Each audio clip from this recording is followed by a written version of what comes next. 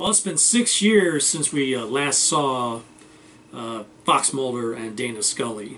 The series X-Files series ended in 2002, and it's been 10 years since we last saw Mulder and Scully on the big screen. 2008 brought us the X-Files, I Want to Believe.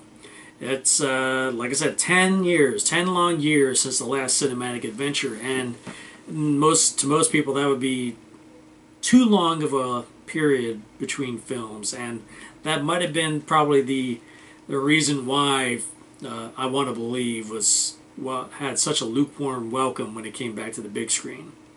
Now, I liked Fight the Future. Well, yes, I liked Fight the Future, but I liked I Want to Believe even more because it really, really felt like an X-Files episode or a two-part X-Files event movie.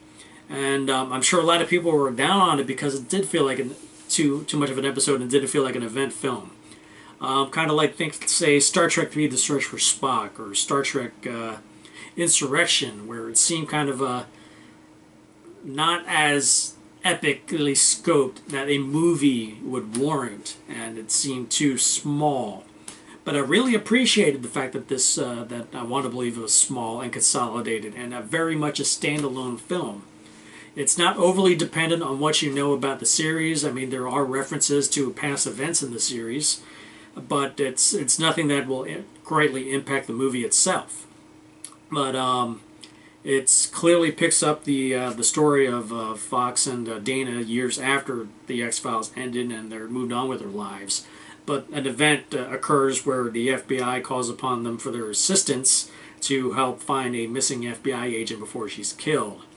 And as it unfolds, they're relying on the assistance of a psychic who may be having visions of this missing person, and they're hoping that Mulder and Scully can help sort things out and they can find the agent in time. So the film very much feels like an X-Files episode, and that's what I liked about it a lot. There was I remember Star Trek V: The Final Frontier got a lot of flack, but one of the great things I liked about Star Trek V was the fact there's like a ton of great character moments in there. And like Trek V, not to say this is like Trek V, but there's a lot of character moments in this film, and I Want to Believe. And there's some great stuff between Scully and Mulder as they're trying to sort out where they are in their lives and whether or not they really want to continue with this. And there's a great character arc for Scully as she's trying to rectify her faith and her duty as a doctor and to uphold her Hippocratic oath to care for her patient. And there's Scully Mulder is like reinvigorated as he's he's picking up the scent and really wants to get to the bottom of this X-File, even though it's not an X-File officially. And it actually really hits all the right beats for an X-Files episode, and without giving anything away, even like a Monster of the Week almost type of X-Files episode. But all the beats were hit. This one was written by Chris Carter and Frank Spotnitz, and is directed by Chris Carter. And just like Fight the Future, this is the first time I watched I Want to Believe in quite some time.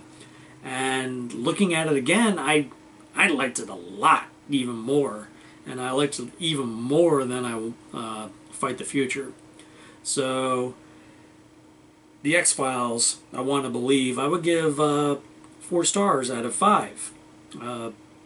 It was that good for me. For an X-Files film, it was that good. And for a 2-part X-Files episode, I thought it would have been a great episode. It was like it's like a fascinating story, great character moments, great drama.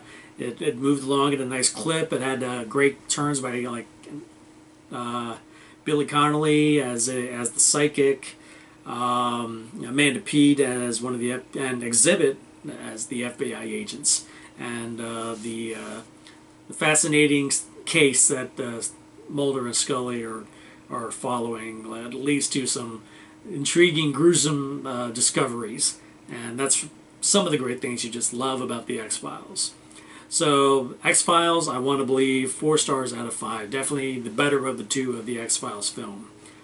So now I just got to wonder, just with the new X-Files revival, where exactly is this going to pick up now that where we left off these characters in this movie, since this will be the first time we see these characters since the end of this film. So, if you like this review, please hit that like button below. Have you seen the X-Files I Want to Believe? What did you think of it? How do you think it compares to Fight the Future, even, and where does it stand amongst the X-Files canon? And, you're looking forward to the X-Files revival.